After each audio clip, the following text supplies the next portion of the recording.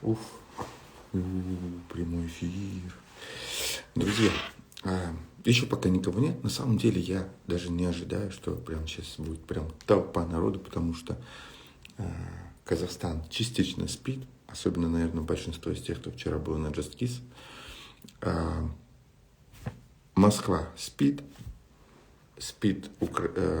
Киев.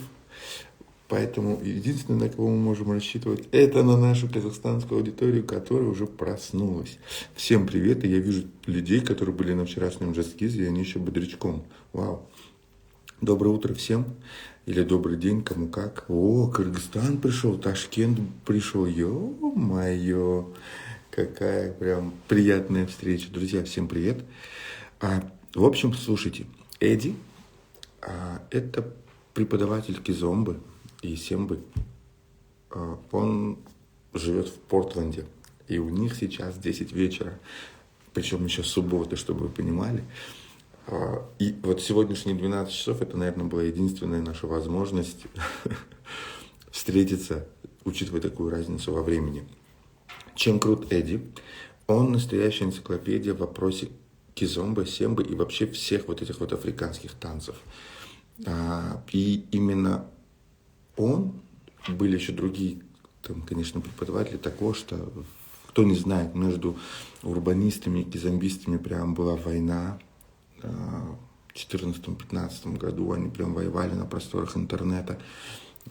Ангольцы и африканцы говорили: ребята, это, Воронеж с нами, вау, круто. Лен, привет тебе, Воронеж. Они говорили урбанистам, что, ребята, то, что вы танцуете, это не кизомба. Вот, посмотрите, Ромарик, ты из Германии присоединился к нам? Вау, с ума сойти. Это прям вообще хорошо. Вот, они говорили урбанистам, что тогда урбан назывался френч-стайл кизомба, и африканцы, ребята, говорили: ребята, то, что вы танцуете, это абсолютно вообще никак не является кизомбы, поэтому вы, пожалуйста, это не называйте, тут разные базы, вы используете разную музыку и прочее. В итоге, благодаря этим всем войнам, вывели название Urban Kiss, и наконец-то более-менее воцарился мир. Стало понятней нам, преподавателям, что есть что, стало понятней нам, преподавателям, что преподавать, как преподавать. И Эдди продолжал очень долгое время и продолжает сейчас, конечно, почему-то уже реже, я обязательно спрошу об этом. Он прям писал много, он исследовал, он в каких только источниках не лазил, не искал, чтобы делиться этой информацией. И сейчас у меня к нему есть такие вопросы, которые многих интересуют. Есть, причем и бывает так, что, допустим, как они говорят, прикольно. Если, я анголец с севера Анголы, у меня может быть там чуть-чуть одна информация. Если я с юга, у меня другая. И в этот момент мы, как те, кто получает информацию, мы не находимся у источника, там, непосредственно в Анголе или в Гвинее-Бисау или в Мозамбике. Мы как бы слушаем, иногда у нас возникает когнитивный диссонанс, потому что они говорят немножечко разные вещи. Вот, и мне прямо интересно послушать. И то, что он будет говорить, наверное, для меня тоже будет своего рода не проверкой, но определенным, наверное, тестом моих знаний, моего ощущения от этих танцев, той информации, которая во мне лежит за последние 10 лет. И я прям вообще в предвкушении, потому что это... Хотя на протяжении, наверное, скольки лет? Сколько я танцую, каждый раз находится что-то, что подвергает существующие знания какому-то стрессу. В смысле, это такое, я думал так, оказывается вот так. И это вообще не кончается, начиная с первых дней, как я изучаю кизомбу. Да и, наверное, и сальсу тоже. Постоянно появляется что-то, чего ты не знал. Или что-то, что ты воспринимал по-другому, видел по-другому, и тебе раз, и что-то поворачивает. Вот посмотрим, что получится из этого интервью, друзья. Ромарик, у вас в Германии 7 часов утра. Вау. И ты встал. Дружище, спасибо тебе большое. Кто не знает, Ромарик это тоже один из преподавателей, из первых на территории СНГ, который преподавал Кизомбу. Он это делал в городе Ростов-на-Дону, а сейчас живет в Германии. Уехал далеко от нас. Eddy Vents пришел. Ну что, давайте начинать. Эдди, let's do it. Так, Эдди.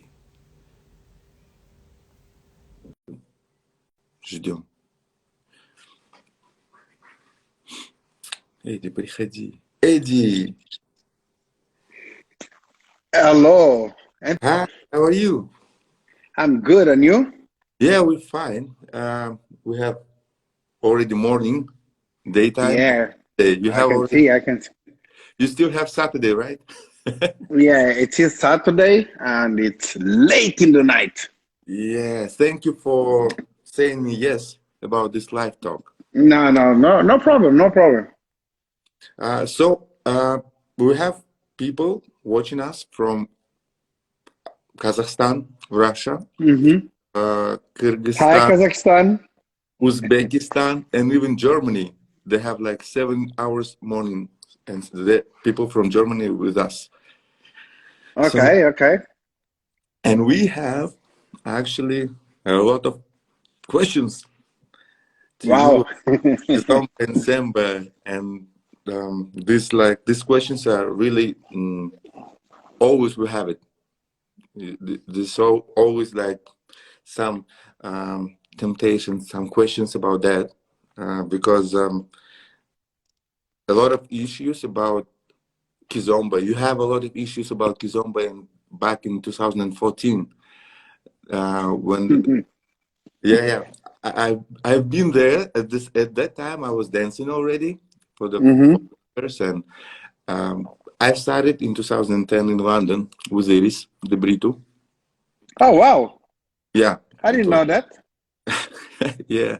So Kizomba at that time, it was so much different, and I really remember that we danced mostly on ghetto music, Mm-hmm. and mostly was with slow beat, with all these dissociations, and even the step, it was different.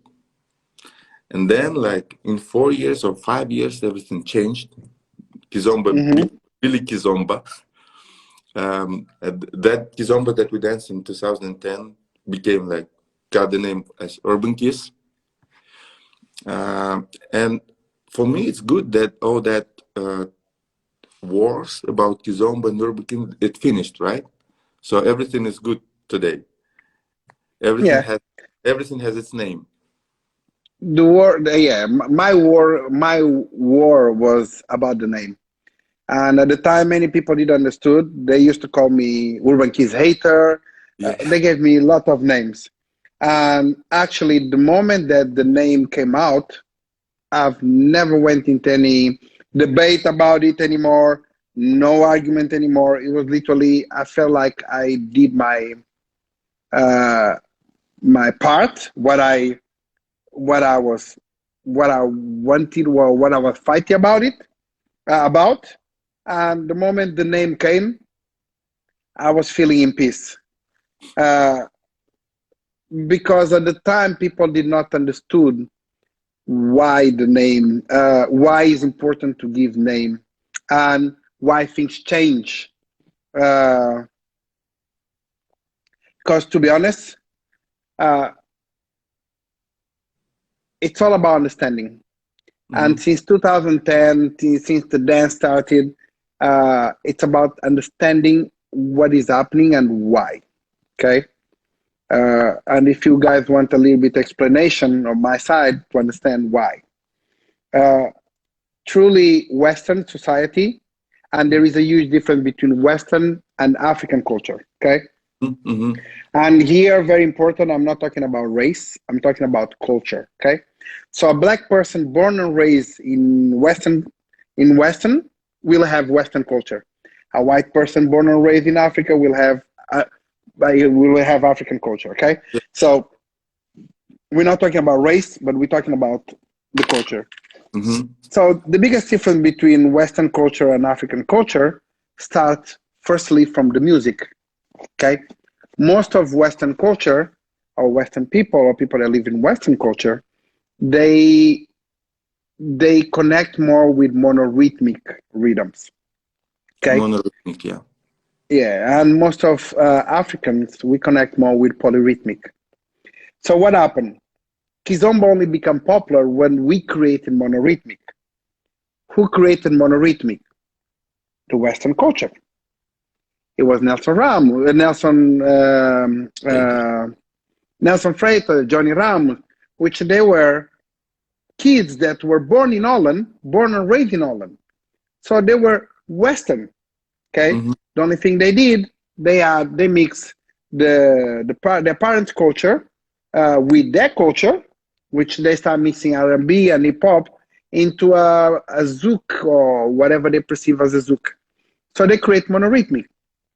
And the moment they create monorhythmic, most of Western were like, oh, wait, now I can actually enjoy this type of music. As a matter of fact, now I can actually dance this type of music. This is why, like you said, in 2010 and when Kizomba became popular, what made Kizomba popular was Ghetto Zouk because it was monorhythmic. So most of Western now could appreciate and dance, Mm-hmm. which is the same thing happened with bachata. Yeah. Bachata from Dominican is actually polyrhythmic, the music. But in order to become popular, it had to be uh, Most. changed from polyrhythmic into monorhythmic. Okay, and this is why every dance that does not belong to Western culture, in order to become popular, the Western culture always create a copy of it, and the copy of it is actually the way how they feel the dance and how they perceive the dance. That's what become popular. Okay, so this is the music side, but then we had the technical side of it, how Mm-hmm. we appreciate technicality, African versus Western. We Africans, for us, technicalities comes a lot for what you do from your knees. Okay, Mm-hmm. so this is why even when you see someone doing ginga, most of women will focus on their bunda Mm-hmm. when actually the action happen in their knees and the reaction happen in their bunda. Okay, Yeah, for definitely. Western, the appreciation of technicality comes from what they do from hips up. Okay, so this is why you have the arms movement, the wave on your body. So Mm-hmm. again, in order for bachata to become popular, they had to add upper body movement on bachata, and they Yeah. become popular. In order for kizomba to become popular, he had to have upper body movement. And when did you saw upper body for the first time? When Sara Lopez come out and create the ginga, when many people are saying, oh, I love her, because she has a nice body, because, well, there were so many other teachers that had a nice body. It's just because she was the first one bringing the upper body movement into ginga.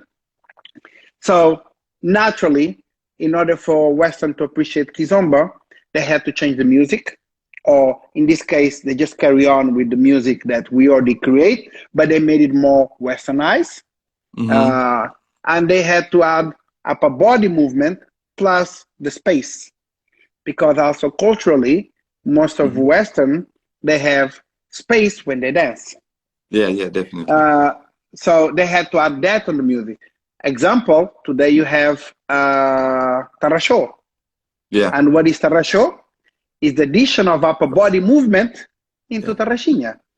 yeah. And tarasho will become more popular because now it had all the influence and it had all the flavor that Westerns appreciate in any dance.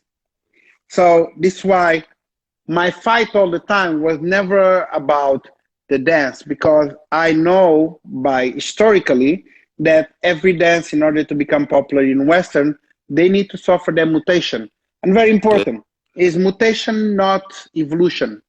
Okay, Mm-hmm. because dance actually does a cycle. Okay, Mm-hmm.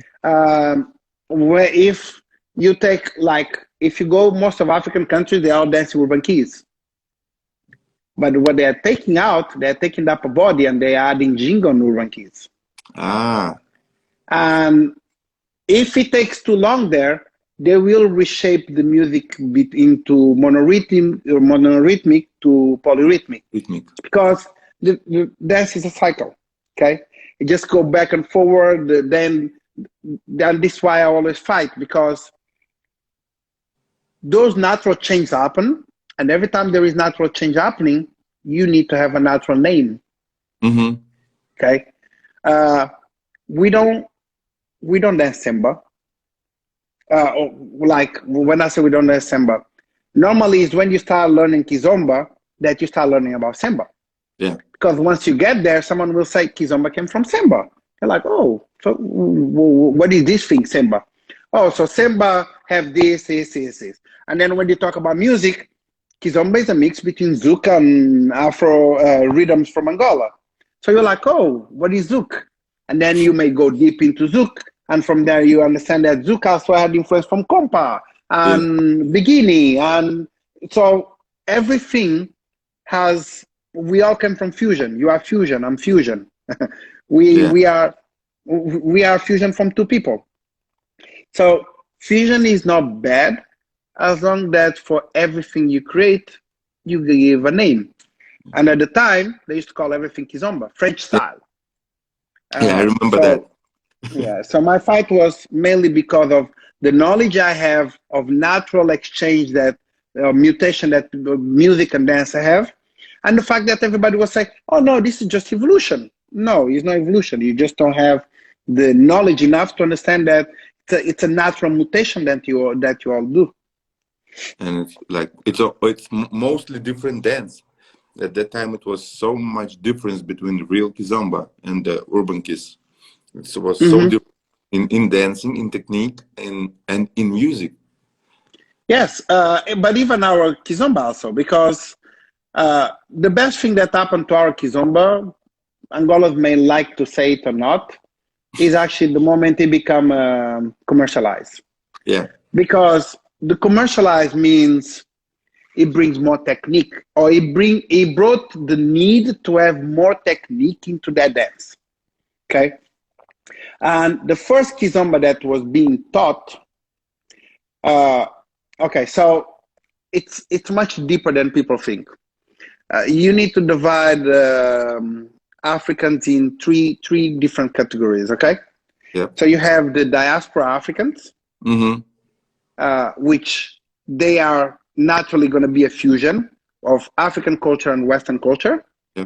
You have, inside of African countries, you have the division, the social economic division that in Africa is huge, because people need to understand we don't have normally, how you say, the middle. So we have very poor people and very rich people, okay?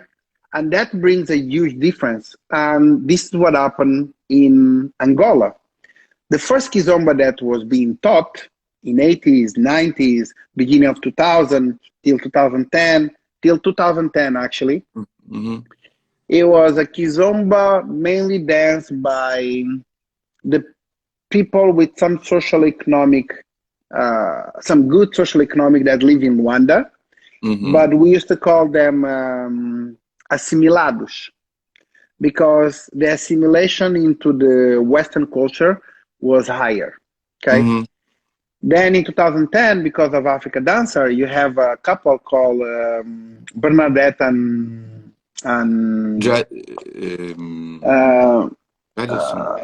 Adilson, okay? No, Dilson. Dilson and Bernadette, they brought the Semba that we dance today, that affected the way we dance Kizomba today, called Semba Show.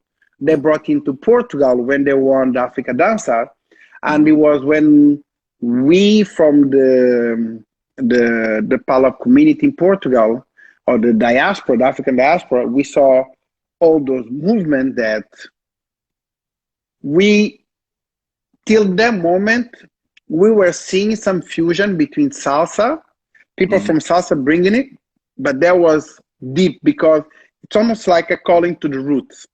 Because again, very important, if your social economic in Angola is higher, means that your understanding of Kizomba, you'll be very much fusion.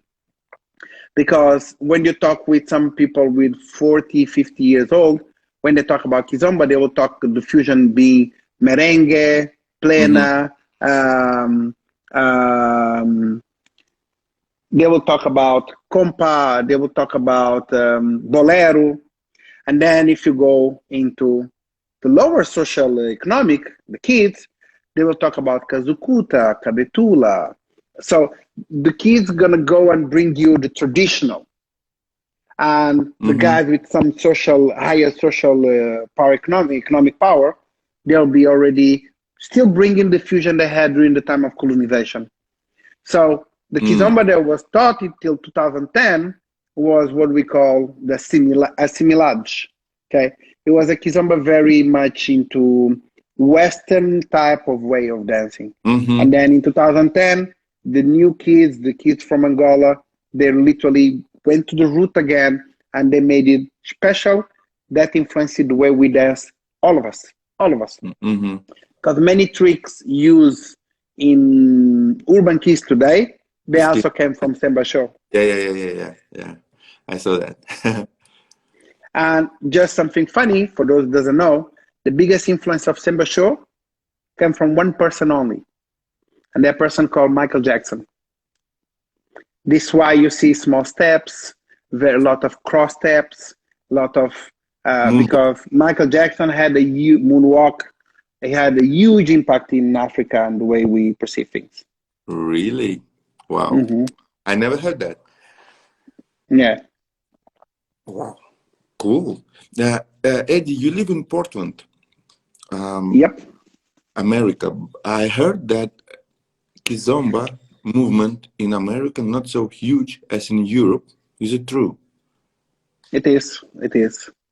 Uh, I mean, Uh, what could be the reason? well, America is a huge country. America is the size of Europe if you take out Russia.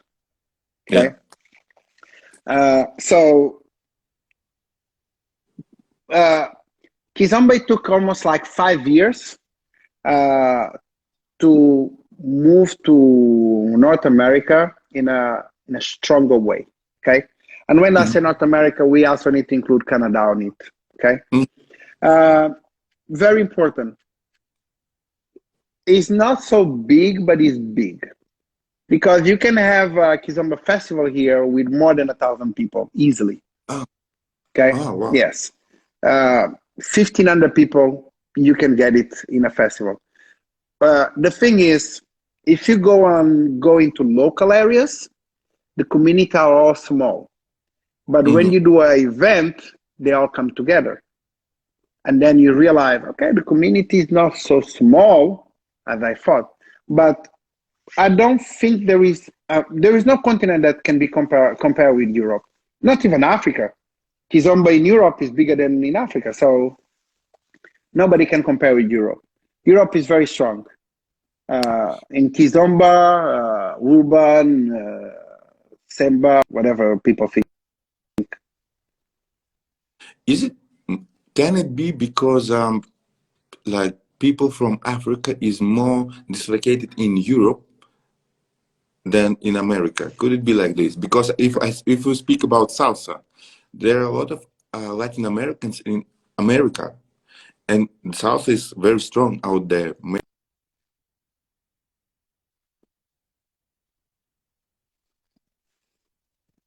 I'm sorry, you're cutting.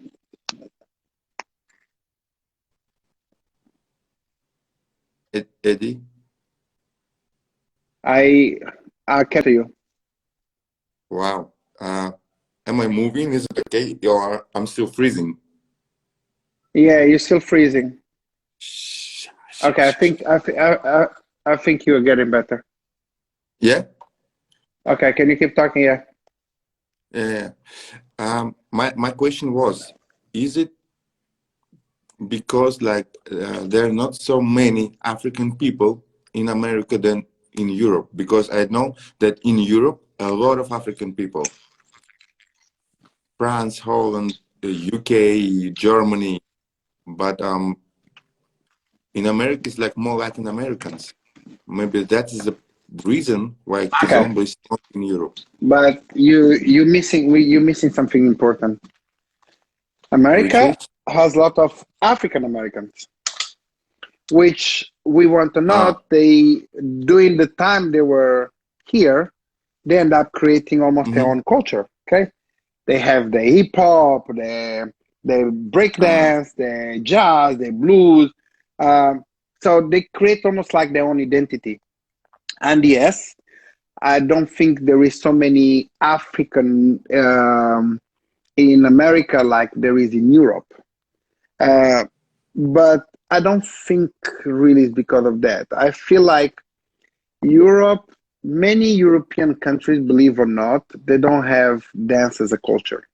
Mm. Okay, if you go to England and you try to find a traditional English dance, someone told me that they have a dance that which is with sticks. I don't know, Mm-hmm. but you guys need to understand something. Why is Urban Keys more popular in Europe? Because it was created in Europe. Urban Keys was created in France. Why salsa is more popular in USA? Salsa was created in New York. So this is the country where salsa was created. France is the country where Urban Keys was created. Mm-hmm. Portugal is the country where all the immigrants, the Palop community got together and they flourished Kizomba.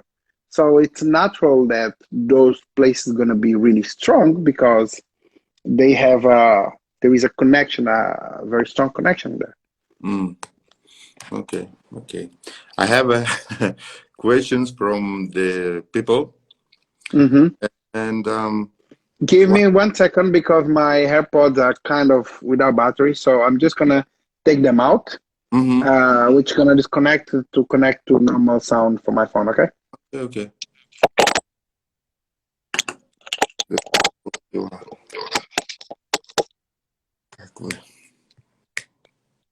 Yeah, Hello. Okay. yeah. Yes. Uh, this like the question that I had a lot of years ago. Mm-hmm. We used to make a show with Puto Portuguese song Tamale, and we Tamal. had Mm-hmm. Tamale, yeah, Mm-hmm. and we had really fun in the show. And then I saw the what is song about. Tamale means all bad, yeah. Tam Mm-hmm. and I had, oh wow, why the song is so happy? The attitude of the song is so happy, but the text, but the lyrics are so sad. How can it be? I mean, like you have much fun dancing on that song, but the text is like it's very sad. And the question is how why is that? Like you have a really happy song, music, and the text are really sad. What is it all about? Okay, but that is mainly in Semba because Semba was created as a position of revolution. Okay, Semba was created with political reasons also. Uh, Normally Semba is being Semba. People talk about lamentos. Lamento mean uh, like I would say complaining. You know when you're complaining, but you're not complaining as you're complaining with sadness in your heart. You're Mm-hmm. like, you know what? I've been living here so many years, and you treat me like that. Or you know when your brother or someone that there is a huge connection with you, does something that really touch your heart Mm-hmm. versus someone you don't know, it just insult you and you just don't care. So lamentos, it comes from Semba, in Semba, which means many times um, people are talking about their social situation, Mm-hmm. and they are doing the lamentos. So the new generation that came, Puto Português and Caló Pascual and the the guy that can You Matias that Damasio. Uh, so Puto Português was what? Well, he was a Kuduro singer. Uh, and although he did the entire transformation, but what they do many times is, which is very important, many fast rhythm that we listen in Semba, sometimes they're not Semba. Okay, many times they're actually Kazukuta and Kabetula. And many times I'm in a festival, and the DJ, when they play those really fast Semba, they're actually not Semba. They are Kazukuta or Kabetula. But people, especially in France, people love to dance those music when most of the time in France, they don't really play Semba. They do play Semba, but when you start seeing going too fast, they end up going outside of Semba. Okay? So Semba is always about talking, or most of the time talking about your social situation in Angola, or Africa in general, but Angola, obviously, which normally we do have a hard time living there. People has a hard time on that day by day. So Semba is about talking, it's about representing those people. Kizomba is about love. Kizomba is about hope. It's about getting together, the connection. Semba is about revolution. It's about, look, we as a people, we don't like what the government or how the society is now. So when he's saying tamale, he's actually talking about the life situation in Angola, how bad it is. But it's what they do many times is like they don't dance or they don't sing it because they're having fun. Just the way it is. It's what it is. Like, you know what? Life is what it is. Let me, instead of just cry, let me sing. I'm going to be complaining, but maybe at least I'm going to sing. Yeah. And smiling during that. Yeah. It's great. It's great because we met that a lot of times, and I remember I asked Takosta or Jamba about that, and they said it's the same thing, that life is like this, but we're still having fun. We're still trying to feel ourselves happy, and it's like wow. But we have one more question. The difference between Kizomba dance and Kizomba music. Kizomba and Semba dance as a dance. Because first it was Semba, right? Then Kizomba came. But the dancers who started to dance Kizomba, they were Semba dancers, right? That's why the base, the fundamental is the same, or no? Okay. So this would be a debate for 5-6 hours. Many Angolans today, they like to say that Kizomba and Semba, it's the same. Yeah. Which it is from an Angolan perspective or an Angolan person that never left Angola. Okay? So it's acceptable. If you talk with Palop that live in diaspora, they will tell you, no, Kizomba is one way of dancing, Semba is another way of dancing. Because in Portugal, before the commercialization of the dance itself, mainly Angolans would dance Semba.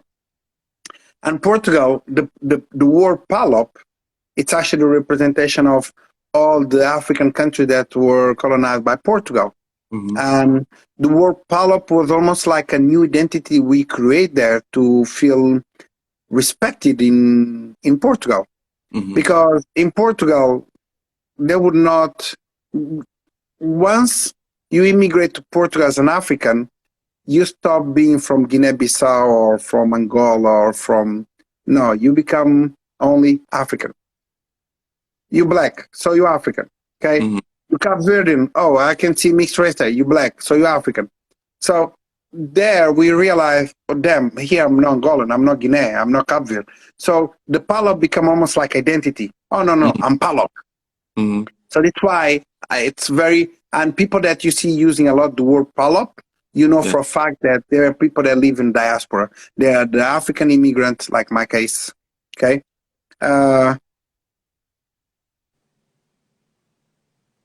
Okay, someone is making some questions. They're just commenting. It's okay. Oh, okay. Okay, so I think the basic that we dance Kizomba is Semba. Okay? But again, today most of people dance Semba show. And you also have Semba cadenciado. And there is another thing that I found out also in Angola, generation from 40s, I would say 38, 40s, 45, they dance. There is a way of dancing that you don't find from the new generation. It's totally different. And it's so sad because for me, it's actually one of the most beautiful ways of dancing.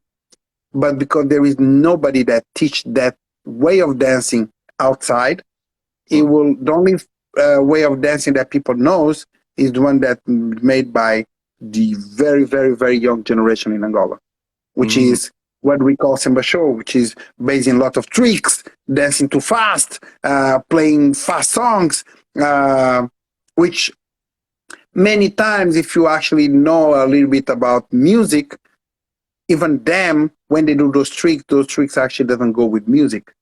It's just that they just do it. They play a fast song, and with fast song you can kind of fake it, like they say, fake it, you make it. But you see that many of them, they do tricks also, and they movement, and it doesn't really fit with music. So now, like I said, depending who you ask, some people are gonna say, no, Semba and Kizomba are the same. Other people will say, no, there is different way of, I believe that there is different way of approaching, because truly there is only one master, music, okay? And music in the end dictates how you dance and how you approach the dance, how you're gonna act on the dance, because there is certain energy that the music gives you that you're like, okay, this one, I feel hyper, I feel like it's building my energy, I want to be crazy on this one. This one, I want to relax more.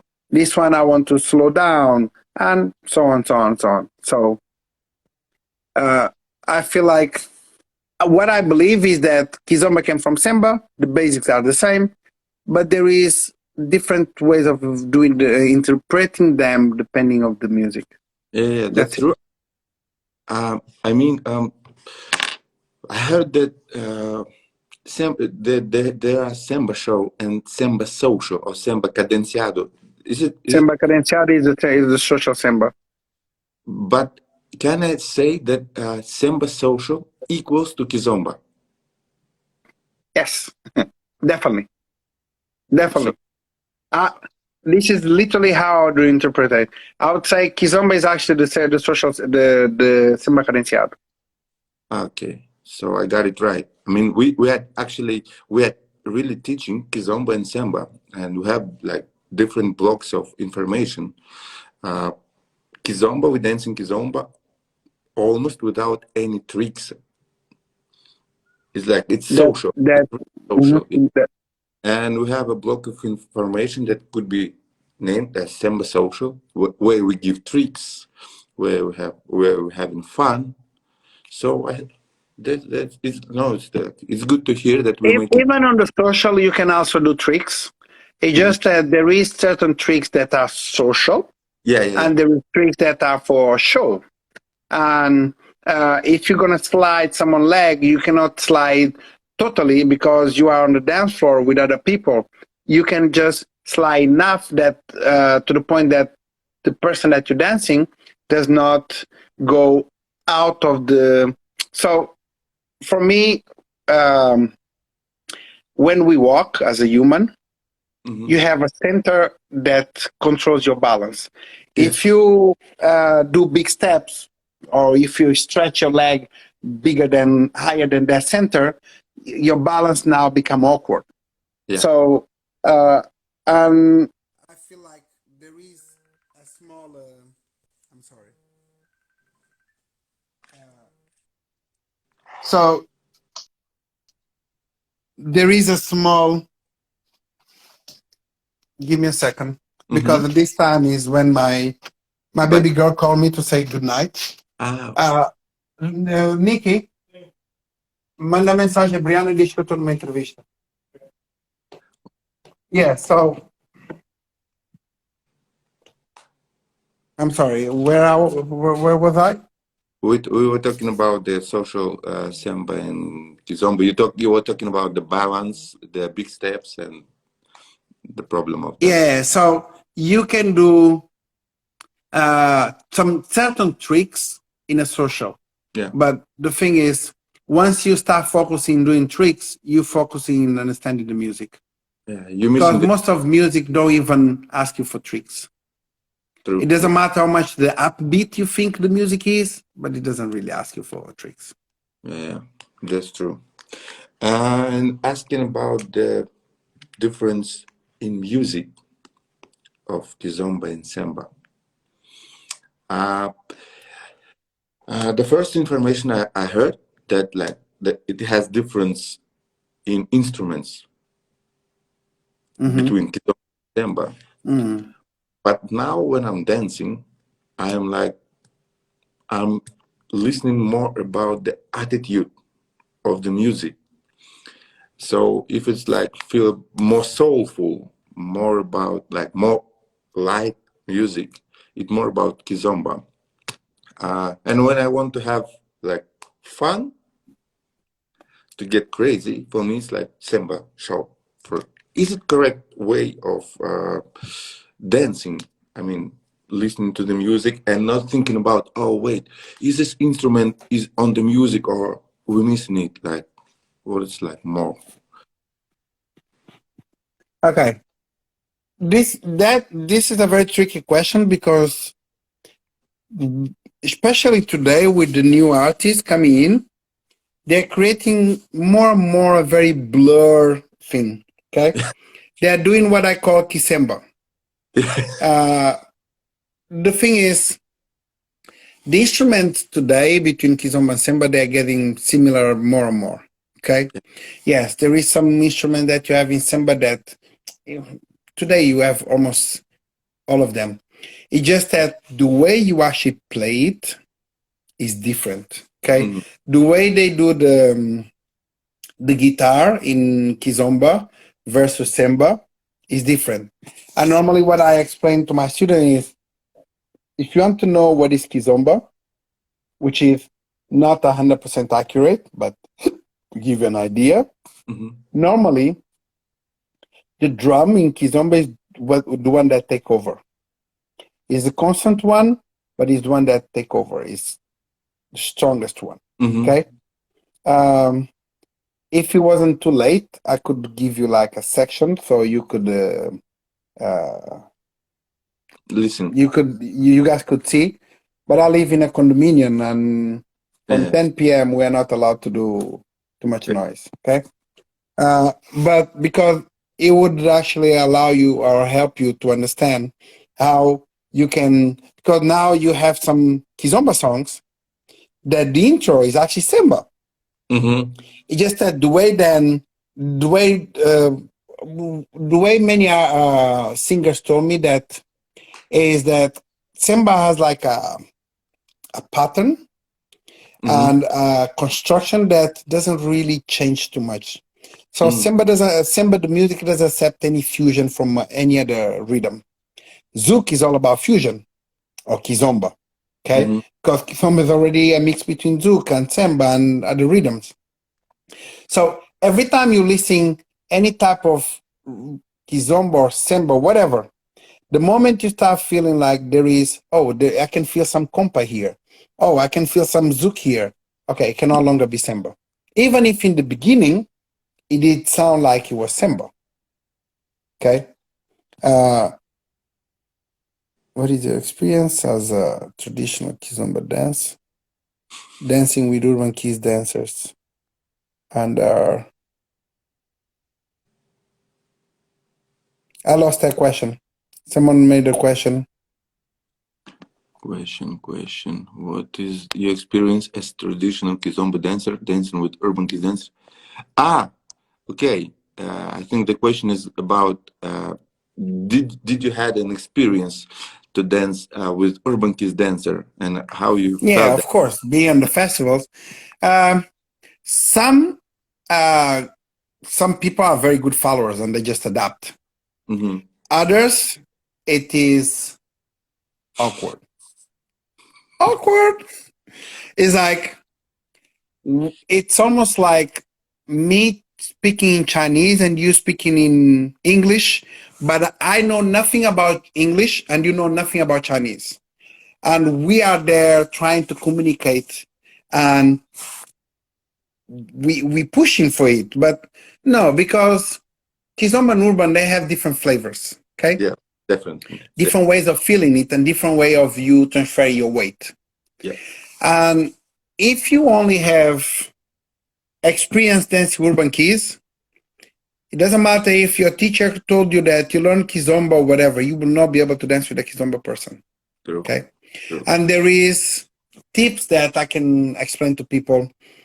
Example, in urban keys, a follower, normally if the guy stops, she stops also. Mm-hmm. Many times, because in Kizomba, you don't stop. Because the follower is actually the beat keeper. So the follower has a way of stepping, which is also different than stepping with in urban. Mm-hmm. So in Kizomba, because the follower are our beat keeper, they are the ones keeping the timing for us all the time. All the time. Okay? And another thing, for me, in order for you to understand or to be considered a real Kizomba dancer, Mm-hmm. you need three elements on your dance. The first one is what we call marca, which is the beginning and the end of the movement. Mm-hmm. The second one is the balance, which normally is the one that we mix in between movements to make them smooth. Mm-hmm. The third one is shuffle, which you have in virgula, you have in many times you dance Semba. And shuffle. Shuffle is cha-cha, right? Cha-cha. Well, but cha-cha doesn't exist. That's why I don't call it cha-cha. It's Okay. a contratempo, is a shuffle, is a syncopation. Because truly, cha-cha-cha is not a contratempo there. Mm-hmm. And cha-cha-cha is a dance. Yes, we used to all say it, but with time I learned not to. I make it sure to take it out of my vocabulary. Okay. So I actually say to my students, okay, you guys can call it shuffle, you can call it contratempo, you can call it syncopation. Just don't call it cha-cha-cha. Okay. Mm-hmm. But it is because many people use that word, so it is. Mm-hmm. Yeah. So these three elements are the ones who actually, once you need to have those three very balanced in your dance. And when you see someone that has those three, you know for a fact that they are Kizomba dancers.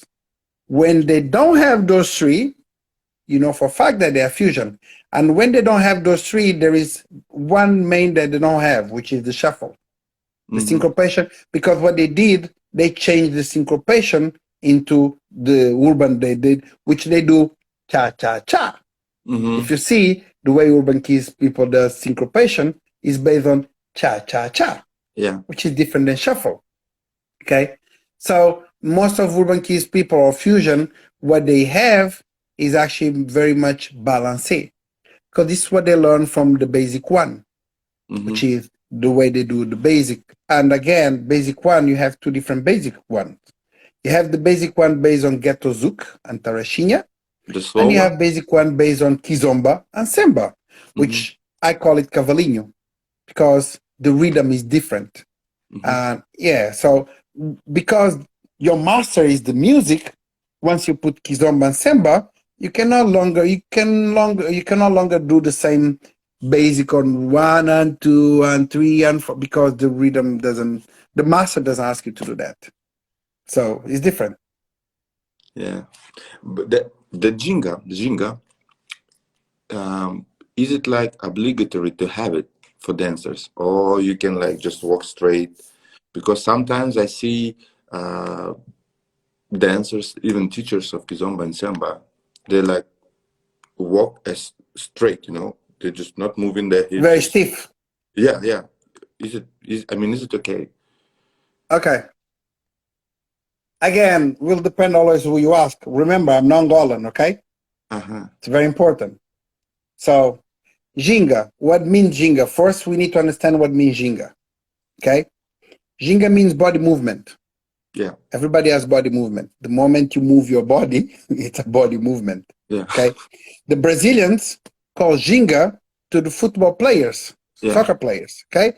They have ginga, the way they move, because the ball is there, but they're going to move their body in a way that you're going to be misguided, because Ronaldinho Gaúcho was all Mhm. about ginga. Yeah. Yeah. True. Okay.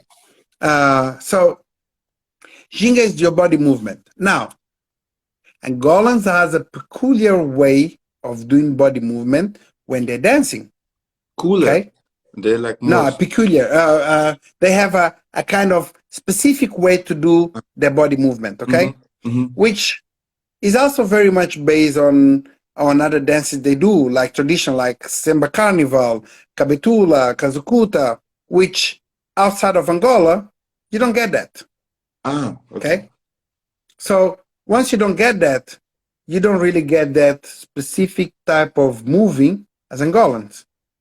But everybody has ginga for me. Doesn't matter if it's stiff, if it's not stiff, if it's very wobbly. It's your ginga. It's for me that is your style. Okay, Mm. because people has a wrong concept of style. Like they take all the mutation type of dance I change. They say, "Oh, but that's the different style." And I Yeah. try to explain, no, everybody that dance Kizomba, you can, example, me, Dasmara, I don't know if you ever heard about Dasmara. Definitely. Okay, Dasmara, Fabricio, Bonifacio, Pechu, Tocosta. You're going to put all of us in the same place. We all have the same base, but we all dance differently. Yeah. That's the That style. That's the style, okay? And everybody in the planet will always have a unique style, because style comes from the way you walk. Yeah. And what most of people don't know, there is a study about walking. Walking is almost like your DNA. It's unique. Nobody has the same walk as you, okay? Because your walk is also very much defined by your height, your weight, your so many things that come from you, your background, they're gonna affect that is style, okay? In Europe, people like to say, "Oh, I do bachata sensual." Is a style. No, it's not a style. It's a different dance. Because like someone made me the question, how is my experience, me as a Kizomba dancer, to dance with the urban keys? If your base, I can only dance urban keys or Kizomba with urban keys dancer that actually had a base in Kizomba. Those people, because they have the same base as me, they can adapt and they can dance urban and they can dance Kizomba, they can dance whatever you throw at them. Mm-hmm. Those that only learn urban, we don't speak the same language anymore. Okay, you are learning one language in Kizomba and Semba, and you are learning another language in urban keys. It's the same as bachata sensual versus Dominican, the same as mambo versus Cuban versus Colombian. Yeah. Okay, they're all different, and those are not different styles. Those are different dances. It just happened that they have same name, and there was my fight. So Kizomba would not have the same name, and everybody would be like, "Oh, I do Kizomba, or I do Kizomba, or I do Kizomba." Because as a student, if you go to a festival, imagine I'm a student and I went to a festival and I know nothing about Kizomba. Mm-hmm. And my first teacher, Pechu, Anna, and Albir. And I go to Pechu and Pechu say, "Dude, you're gonna do this way. You're gonna grab with right arm and you're gonna do this way." Then you're gonna go to Anna and say, "No, no, no, no, that's wrong, my friend. You're not gonna use your right arm, you're gonna use your left, you're gonna give space, and you're gonna do this trick. And your first movement as a basic is Saida." And then you're gonna go to Albir and Albir gonna say, "You know what? We're gonna add this hip hop movement on it." And you're gonna be like, "What the hell? These three people, they don't know, they need to put their shit together." Because they're all Kizomba teacher, but they all teach different. Yeah. So now that everybody has their own specific name, it's easy for people to say, "Oh, so Pechu teach Kizomba, Anna teach urban keys, Albir teach fusion." Okay, so you know what? I like more what Albir does, or I like more what Anna does, or I like more what Pichu does. So now there is actually a natural order, natural organization where people can pick and choose the type of dance they want. Yeah, that's true. Like I remember we brought Albir and Marinaso back in 2013 to Almaty here to Kazakhstan, Mm-hmm. and the first 3 hours was with Albir. He was with Sarah at that times, and they teach something. We were okay with that. Then Marinaso came for his classes, and he said like you should hold your partner like this, and it was totally different what Albir said. And I remember our faces like, what the hell? Like, this is Kizomba teacher, this is Kizomba teacher, but the information is so different. Yeah, that's true. Exactly. This is exactly what I was saying. It's so this why my biggest fight at the time was no.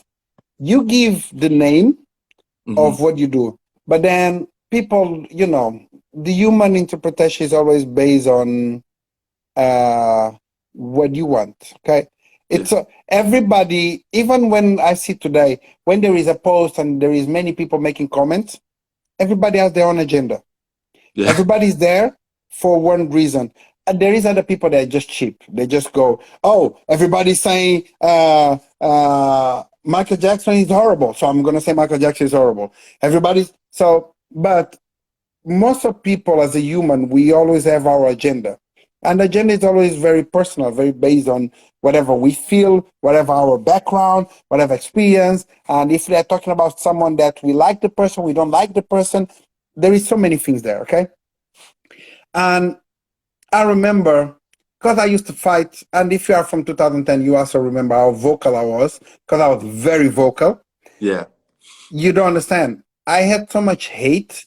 I had people message me saying, one day we're going to cut you in France and we're going to break your legs.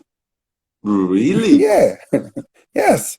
And the constant tag all the time about how much I hate Urban Keys, how much I'm a Urban Keys hater. And then the first time I did an event in USA where, because I have a festival in Vegas called She, and it's actually Mm-hmm. half Kizomba and half Urban. Mm-hmm. And everybody gets in shock. But Eddie is supposed, and I'm like, you never saw me in any post of mine saying that I don't like Urban Keys. I said, what you dance is not Kizomba, do not call it Kizomba. It's different. Okay? Different. Okay. Because I'm focused on call a spade to a spade and don't invent something that is not. That's it. Okay? Never said, I like the dance, I don't like the dance, but then people create their own thing and then they tag you with it and you cannot even get out of it. It's like, I was giving an example once. Example, okay? So you see, like I said, it's Western culture that like the Yeah, yeah. upper body Africa. movement, okay? So when Western culture grabbed Kizomba and they change it, and many of videos you have on YouTube was a lot of white people doing upper body. And Okay. then someone will come and say, oh, that is a very sensual dance. And someone will say, yes, it's African. And I'm like, no, it's not. Okay. And they're like, oh, no, it's not. So what you don't understand is you already change it, you mutate it, you add things that does not represent us, but in under your eyes, It's you still think and believe that this is ours.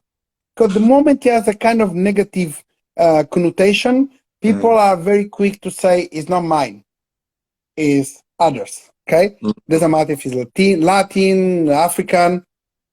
So then I need to go and deconstruct so people can understand. When you see an Albir and Sarah Lopez dancing, they do not represent Africa because most of their movement mixed with the hip hop, mixed with upper body movement, they're not representing us anymore.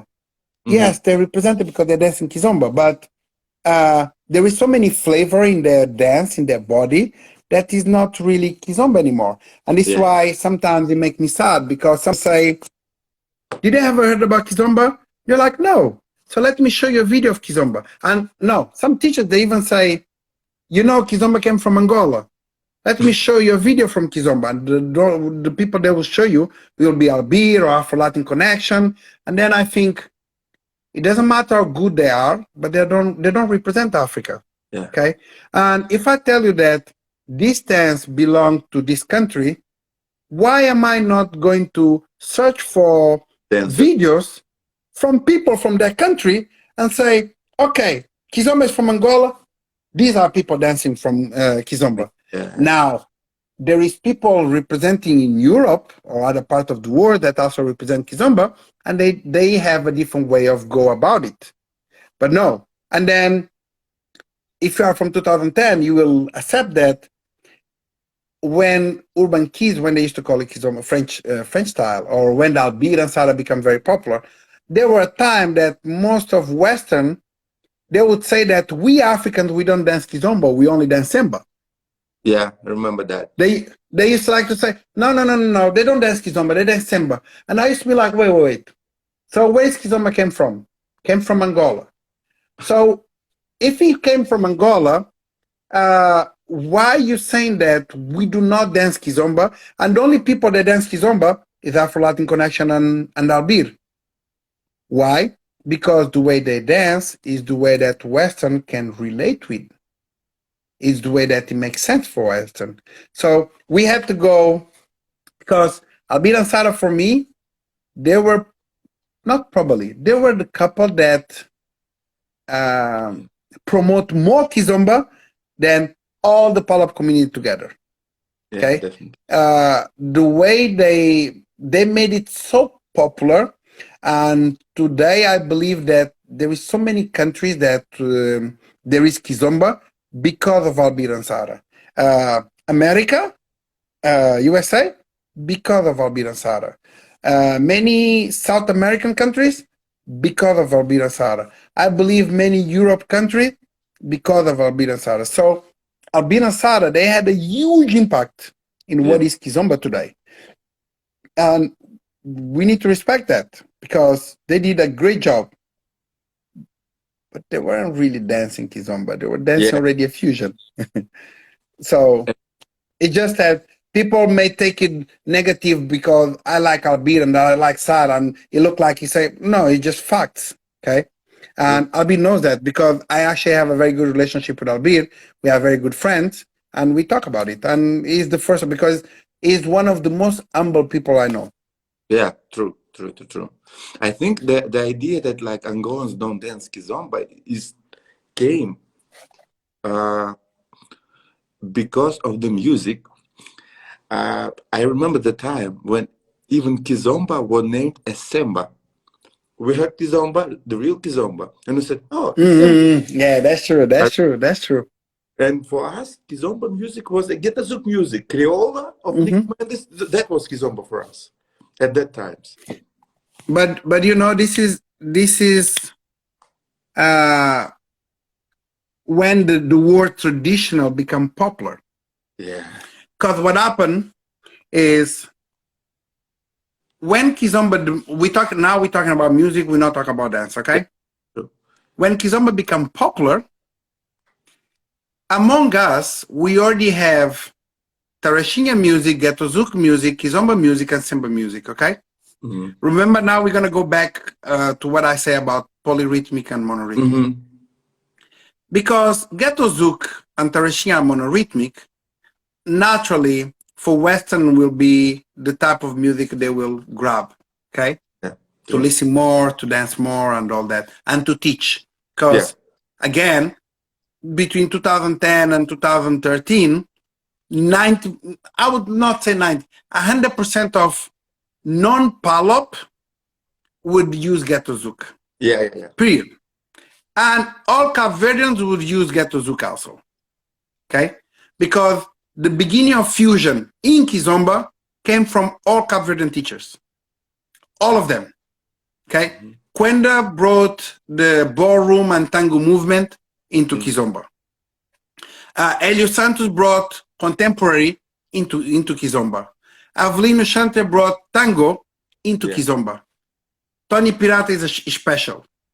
I don't know what he brought. He's Tony Pirata, okay? Tony Pirata. So a part of the Barbosa that actually dance a Kizomba that we would say the Passada, everybody else brought fusion from from the Cape Verdean side, always using Ghetto Zouk as a tool. Okay, and naturally, if you ask Albir with who he learned, Quenda Lima, because Albir has a Cape Verdean style. And if you want to see a Cape Verdean style, let me see if I can show you, because I think it gives you a better idea. Nikki, can you come here, please? I need you just to grab my phone. I just need to show you something.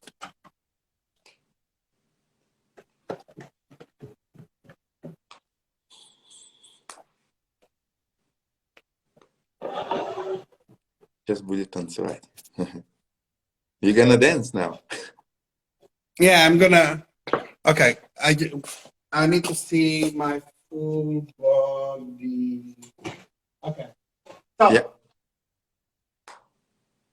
Cape Verde style. 1, 2, 3, 1, 2, 3, 1, 2, 3, 1, 2, 3. Or if I do this, pa, pa, pa, pa, pa, Yeah. pa, pa, pa, pa. So every time you see someone doing ta ta ta ta ta ta ta ta ta, Cape Verde style. Okay?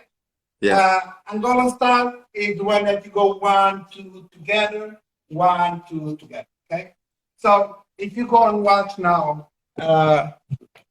Albir videos when they first started, you will see all the Cape Verdean influence there. Okay? Yeah. And you will see Felician, all the Cape Verdean influence there. And you can see then most of people that do fusion, it's all Cape Verdean influence. Okay? Again, that is also because historically, Cape Verdean, they are mixed race. And the mindset, it's all following the Western culture versus African culture. So all that has a huge influence, and it had a huge influence on the dance that we have today. Yeah, we still. I remember I've been in Paris in 2012, and we had like just meeting with the teachers, and it was Pichu out there. We had Avelino Chantre. I think maybe Hello Sand. I don't remember correctly, but I remember they had an issue, debate of which country influenced more for Kizomba development, Angola or Cape Verde, and they really had a hot talk. And then, like Quenda said, "Okay, guys, we need to stop arguing between ourselves, because like people should see that we united in that. And if we keep arguing, it will be not good for Kizomba." I remember that they were arguing between. That was where on the Paris. But Festival. what festival? The swimming festival? Yeah. 2012. I was there in swimming festival. I was there on that festival. Yeah, really. There was the Albir, Afro-Latin Connection, Moranasso, Eddy ушел. Ой, не помню, что-то случилось. Yeah. There was Albir, Moranasso, Afro-Latin Connection, Iris de Brito, Quenda Lima, Pichu. And I think maybe Dils and Bernadette was there. I don't remember quite. Все, интернет пропал. Снова. I'm sorry, it's me trying to put the AirPods, but it's not doing it. Yeah, finally. Yes. And then they had a bit argue between them, and I remember that. Which country influenced more? The thing is, and this is what I say. You know why people till today talks about Angolan and Cape Verde, Angolan, Cape Verde, Angolan, Cape Verde. And many times I say to people, you know that Guinea also has his own Passada and Santome. But they are like, no, but it's Angolan, Cape Verde. No, it's not Angolan, Cape Verde. What people need to understand, the teachers at the time, they were mostly Angolan I'm Cape Verdean. Yeah. So you only had Thomas Keita, that was the only guy from Guinea, which started way before many of them. And so that also creates an idea for most of people that, oh no, so it's only Passada and Kizomba. And it's like, well, Guinea also had influence in terms of Kizomba because we also have our own Kizomba, our own Passada. We used to call it Passada. But yes, there is an evolution among us being in Portugal. But it's just funny that till today, people think it's mainly Cape Verde and Angola. But yes, it is because they were the only teachers that were available at the time from the Palo community. And naturally, each of them going to speak about the experience in their country. And it become all this thing about Angola and Cape Verde. But now, who has more influence? My opinion, who cares? Because the influence only started when the dance became commercialized. Yeah. Before that, it's irrelevant.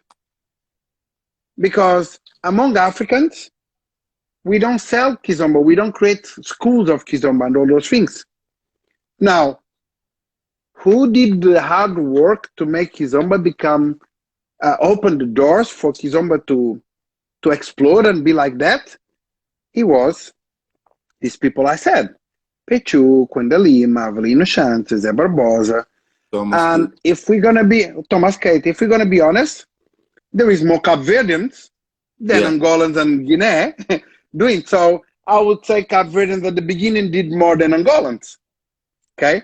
Because you have the Barbosa, you have Avelino, you have Hélio Santos, you have Quindalima, and you have another one that I always forget his name, which was very important, but it was only Portugal. He never traveled. He's actually Zé Barbosa cousin. Ah, Ben Pedrosa?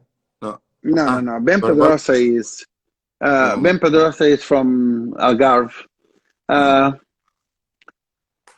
He's Cape Verdean also, and he's a very good dancer compared with all of them, but he's so low key that most of people don't know it.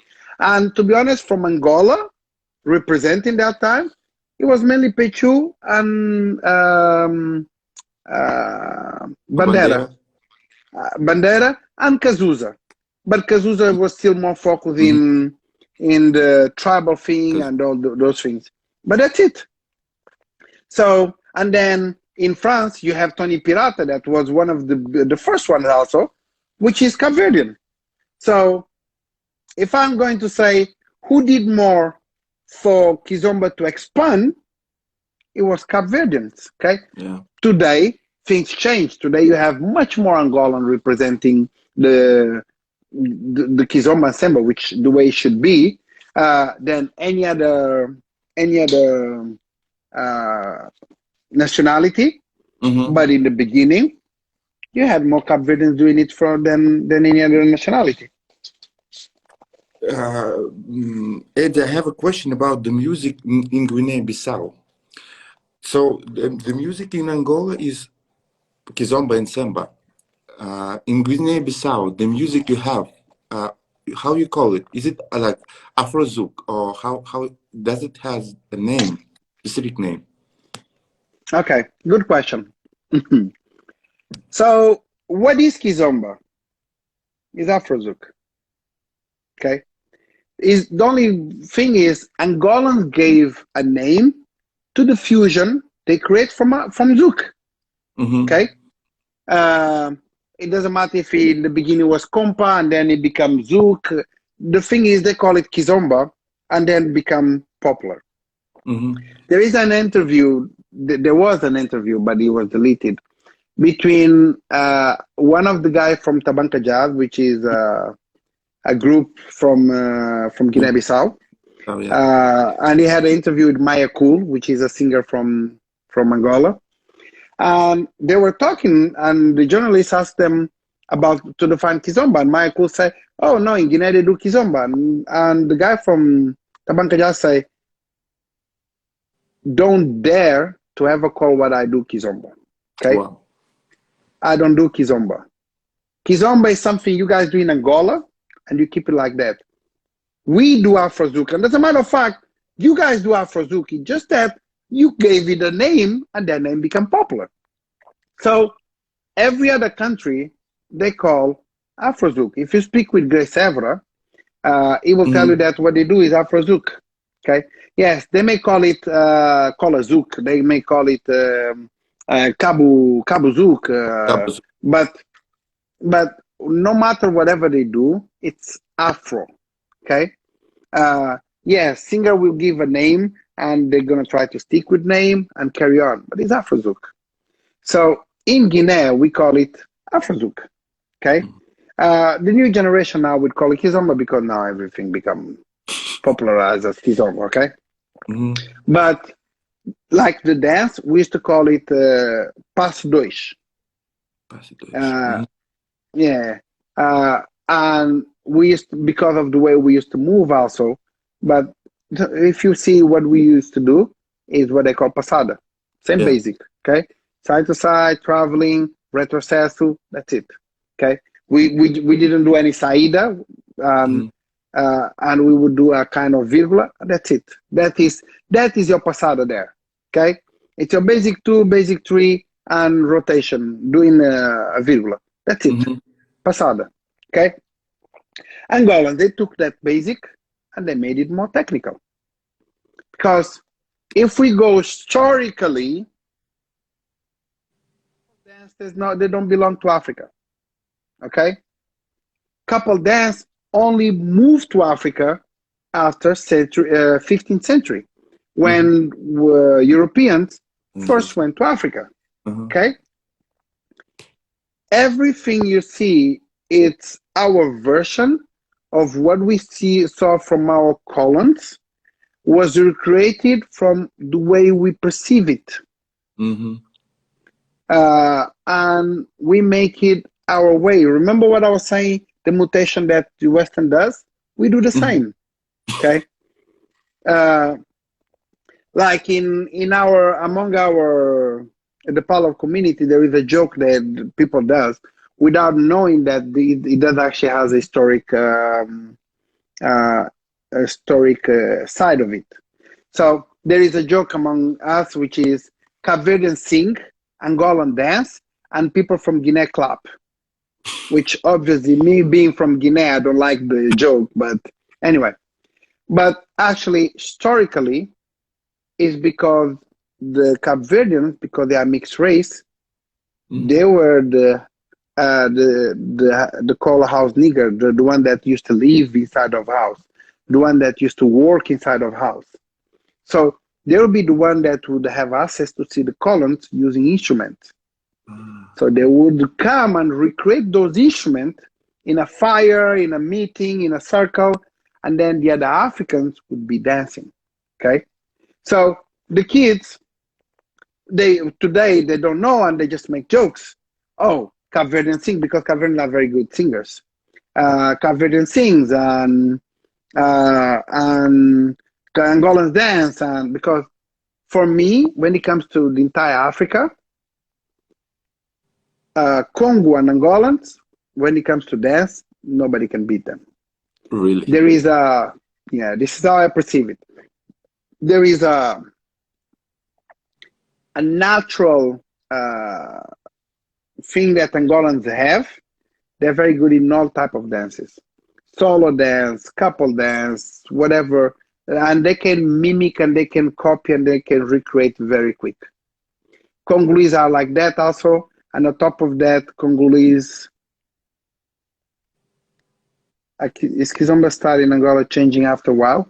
Yes, of course, naturally. Every dance will always change.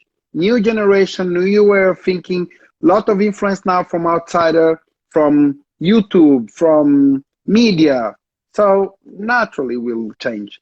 And many of the kids, they also bring a lot of salsa movement into the Semba today, or Kizomba.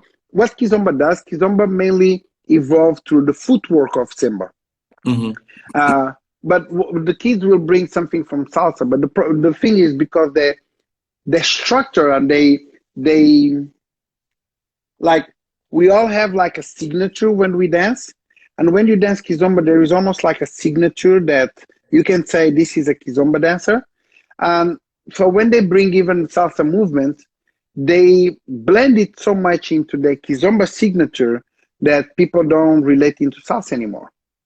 Okay, which is different than a salsa guy from background trying to do fusion in Kizomba, and is bringing all his salsa movement into Kizomba.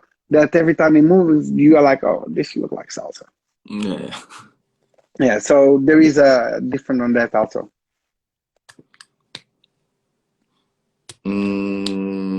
Is Kizomba or Semba still popular among the young people in Africa? Or Africa? in Africa doesn't dance Kizomba and Semba. It's Angola and some Palop countries. That's it. Everywhere But in in Africa Angola, you go, uh-huh. it's urban keys. Urban keys Okay, is the most popular thing. In Angola, what? but in Angola, do they dance Semba? Young people or Kizomba, do they dance it? Yeah, of course. Like all day. If you guys just search Kizomba in Angola, you will see there is tons of videos. Tons of videos. They have what they call Kizomba na Rua, which is the kids that dance. They do parties in the street every Sunday, Yeah. and it's a very popular thing in Luanda. And you will have tons of videos of kids doing it. And when I say kids, I'm talking even about young kids. And I saw them, they're like, when they do Semba show, they're like crazy, you know, they do movements so crazy, acrobatic. I was They, like, wow. they actually show you that no matter how you think, because some people would say, you know, Kizomba is boring. And I'm like, you have no clue. And those kids, they show you that there is a level of Kizomba and Semba that we in Europe, we never get. We never. It's like those kids are extremely creative. Yeah. Very.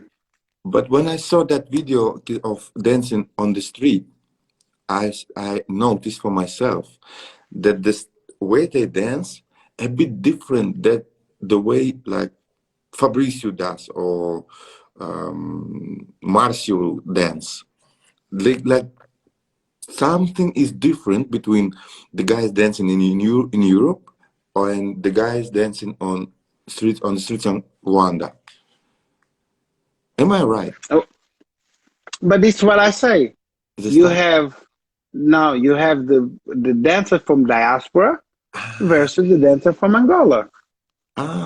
They all dance different. And once you start understanding it, you can watch someone and say, okay, this guy is an African, but he's from diaspora. Or this kid or this guy came from Angola, because the way they move, even their body language when they dance, is totally different. Yeah, I got it. That's the thing. I got it. Yeah. And I have the question. I don't know. Do you have the answer for that? But people asking, what can we do, or what can be done to make Semba more popular?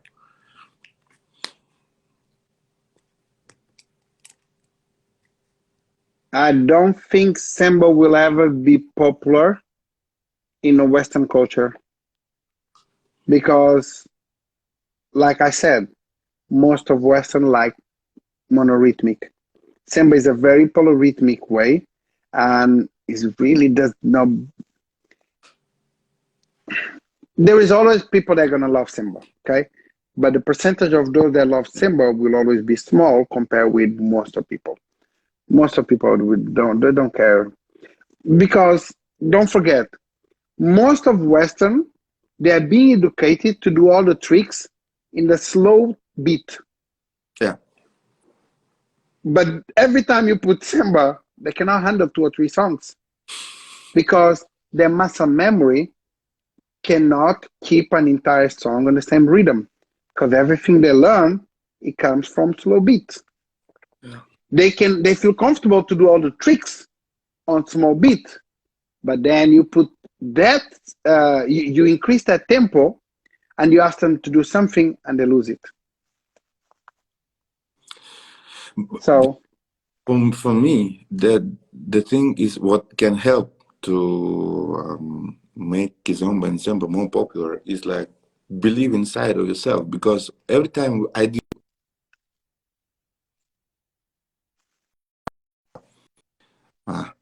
I put the music, and I'm like giving 5 minutes to people to listen to that music, and all of them start smiling and like move naturally. They're really having fun, and when we start to dance, they really start loving that. But when I ask their teachers why you don't teach Kizomba and Semba, I often have an answer. We don't think we can do that. They don't have enough belief inside of them that they can teach Kizomba, because people want like simple music, a lot of tricks, a lot of stuff, and for me it's like we can do that really, because the music is beautiful, the dance is beautiful, and if we keep going to do that, it can work. Our students in Almaty, in our school, they really love Kizomba and Semba. And we have, some situation, we have Kizomba parties, which have Tarashow music, Kizomba, Semba, Tarashinya, everything. And when it comes to Kizomba and Semba, they're only ones who still dancing, who are still on the floor in the whole city. And oh wow. yep, we starting to teach from Kizomba and Semba. We also do urban kids classes. We also do Tarashow classes, but it comes after Kizomba and Semba. And this works, it works. Well, you know what I know by experience? All these your students are the reflection of you. Okay? So your students naturally gonna like what you like. Yeah. You may pretend that you may try to play it nice and say, oh no, this not I don't play that because this is not what people like. All those people, if they like something and they came from you, no, not they're naturally influenced by what you taught them. Because if I come to your class and I never did Kizomba in my life, I'm gonna be influenced by you. Okay, what do you like? Me, I'm been teaching for 12 years. Mm-hmm. And on those 12 years, every of my students, they love Kizomba Semba because it's something I love. So naturally, that's what I play most. That is what the bass I used to teach. And no matter whatever town I am, or no matter whatever nationality they are, I managed to have them I influence whatever they like, because if I don't know anything from salsa and I get there and you only give me Cuban salsa music, that is the only salsa I know. That will be my what I like. Okay? But if I get there and you give me mambo or you give me something different, definitely, and then you see them giving the same excuse all the time. I only do that because this is what people like. No, this is what you like, but you pretending that people like. This is what you feel comfortable in teaching a student, because you are not doing the hard work to actually go deeper. You're supposed to be the teacher. So you are supposed to be the one challenging your student, not allow your student to challenge you. So there is always this thing about this. It's always simple to say, oh, I'm only doing it because this is what they want. Well, educate them. You are or you are not the teacher. If you're not the teacher, if you are the teacher, use your influence to educate them. Then you're gonna have the type of dance or whatever you like based on you. Yeah. Someone said something that is true. People who don't dance Semba at all can love Semba, which is true. And sometimes I heard some teachers saying, I'm like, oh, I'm a Kizomba teacher. Do you dance Semba? No. Excuse me? Do you understand how wrong is that? Kizomba came from Semba. The foundation should be the same. How can you can dance Kizomba but you cannot dance Semba? Which the moment that an instructor tell me he can dance Kizomba but he cannot dance Semba, I know by default is a fusion. By default. You know, I remember the times that we had only Kizomba, and then we had Semba, and for me, I was felt that it is so different. And then I came to in Lisbon, 2013. I had the Jambas class, and he said, Mm-hmm. Kizomba is Semba, Kizomba and Semba is the same. I was like, no, it's so totally different, because for me Kizomba was Mika Mendes. Mm-hmm. Mágico. Magical. It couldn't be the same. And then I started to go deeper, and I got that is the same. It's really the same. And then I start questioning myself, okay, if this is the same, what am I dancing for the last 3 years? That the question. And then it started all with that French style Kizomba and urban kids, but yeah, differently. But you see, you as a teacher, you felt like there is something else, there is something more. Okay? There is something else there. So you end up looking and researching to get probably to the point you are today, where you know the difference of all of them. And what about those teachers that they say, I'm a Kizomba teacher? First of all, they don't even know what they're teaching. And they're teaching you, because even when the teacher teach fusion, for me, if I say I'm teaching you fusion, I need to be able to say to you, okay, so I'm teaching fusion. This is where Kizomba finish. This is where the fusion start. And this fusion is, I don't know, tango or hip hop Mhm. or whatever fusion I have. For me, that is a teacher. Okay? It's someone that's gonna explain to you, because this is why I call it fusion. Because some of them they say fusion. But then if you go and I made a question, so fusion of what? They have no clue. Or, okay, so if it's fusion, can you tell me, so I know, okay, so this movement is Kizomba or is fusion? They don't know also. But today, because there is no way also to control the dance, everybody can be a teacher. Everybody decide to be a teacher. And the moment everybody decide to be a teacher, they already believe that they are almost the same level as you in terms of knowledge. Even if have been there for 15 years. Mhm. And and is the society where we live today. In Europe, Afrobeats are getting very popular solo dance nowadays. Should Semba use the Afrobeat scene to become more popular as well? Same way salsa Cuban style did with Afro. Is different, okay? Because what salsa did, salsa you use, the Afro they put in salsa is much more tribal, okay? Tribal. And they use it as a base to actually teach you how to dance salsa. Uh, what I realized, most of people that does Afro house, they are people that by default they like to do solo dance. Okay, and when you try to bring them into a couple dance, they kind of have clash. Obviously, I'm generalizing, because in Mhm. every group there is always people that like both. Okay, Yeah. but most of Afro house dancers is because they enjoy the solo dance, and when you bring them into a couple dance, you kind of taking their freedom or whatever they enjoy, and it doesn't work then as much. Okay, I do have a problem though. I cannot stay too much longer because there is an event happening in Portland, which doesn't happen often, Uh-huh. and I'm supposed to be there. Wow. Uh, and my son is actually totally dressed, waiting Wow, wow, wow. for me for already at least an hour.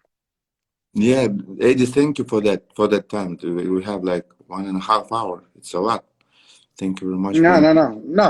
There is. If I didn't have anything, I like to talk. So we could stay here till till whatever. Okay. Thank you very much. Have a good event. Okay, someone is yeah, monorhythmic.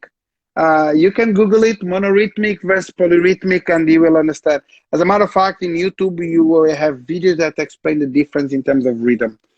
If it was in a day, during the day, I would be able to do an interview with almost like a teaching system, so you guys could see.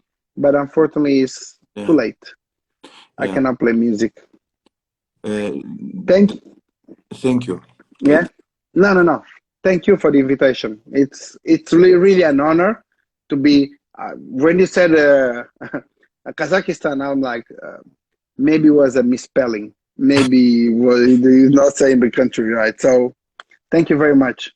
Yeah, I remember the day that in 2010 when I was at the Batuk Festival, the first Batuk Festival edition with Iris.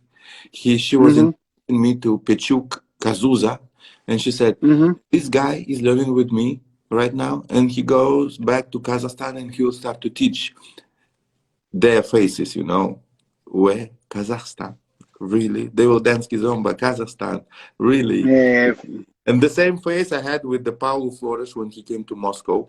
And I was like saying hi to him, saying that I'm from Kazakhstan. And he was like calling Manekas Costa, the guitar guy. Yeah. I grew up. He's from Guinea. Yeah. And one of the best guitar guys from Africa. And he said, Manekas, listen, this guy is from Kazakhstan and they dance Kizomba in Kazakhstan. He was so happy. Yeah. We here in Kazakhstan, we do that. No. It is like when you say it, I was like, wow, I'm impressed. Whatever you do there, honestly, because I didn't even knew that Kizomba exists in Kazakhstan. So now you guys gonna have someone that's gonna be checking on you guys. Thank you very much, Eddy. Have a good night. Thanks okay, thank you very much. Thank you for the invitation. And thank you to everybody that have been with us for an hour and almost 40 minutes. Okay? Yeah. Thank you. Okay. Hope to see you soon. Okay, bye-bye. Goodbye. Okay. Bye-bye. Bye. Так, как это... Вау. Ну что, друзья, как вы? Как вы? Расскажите мне. How are you doing, guys? That was exciting. Я, с вашего позволения, продолжу говорить на английском, вдруг тут кто-то есть. Вообще очень круто. Хотя нет, давайте на русском, я думаю. Are there anybody English-speaking guys? Or I can start speak Russian.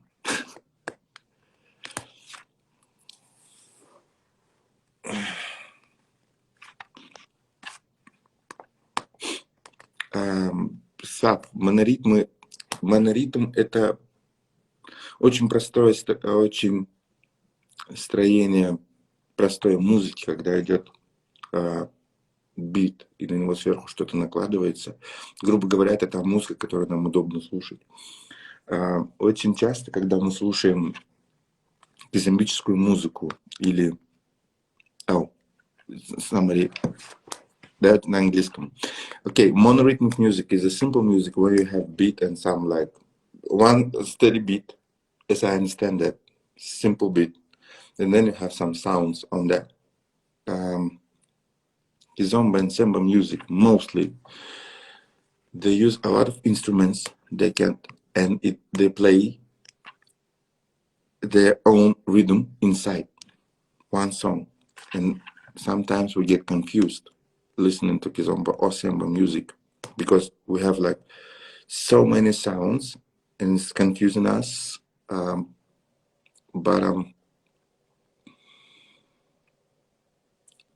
it's the same as salsa. Salsa music is more hard to understand than like simple nowadays bachata.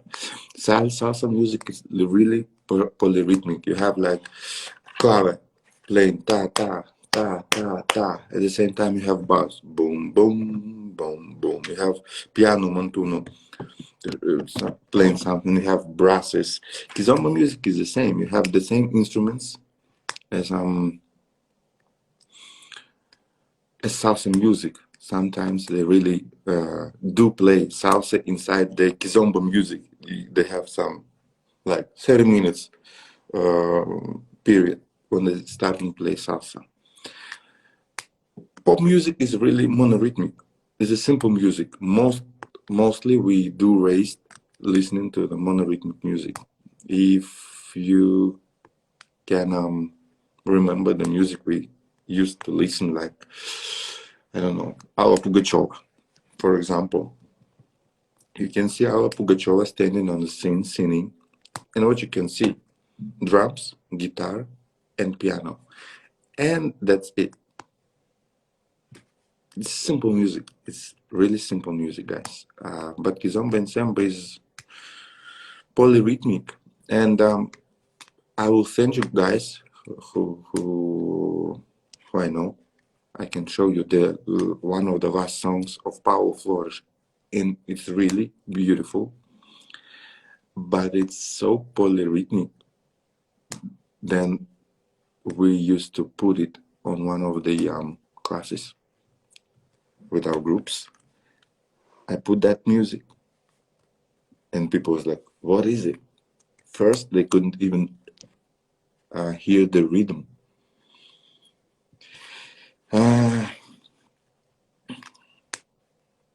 Семба полиритмично, сальса полиритмично, хорошо. Одно, для меня оно не полиритмично, оно многозвучно.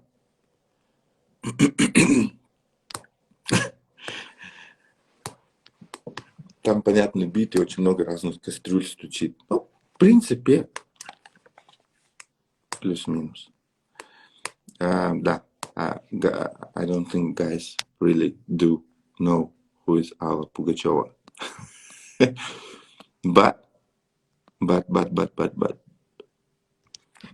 Вот. Вы знаете, да, после такого гостя вопросов еще больше, но что меня порадовало, лично меня, я в начале эфира говорил, что этот эфир будет, наверное, такой вызовом немного для меня, как для преподавателя, потому что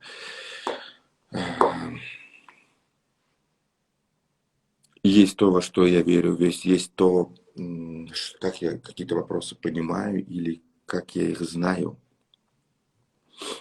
И для меня этот эфир был такой, ну, не проверкой, но таким определенным чекапом, чтобы понять, правильно ли я лично понимаю вещи в Кизомбе и Сембе. И порадовало, что все-таки правильно. Оно понятно, что Эдди, наверное,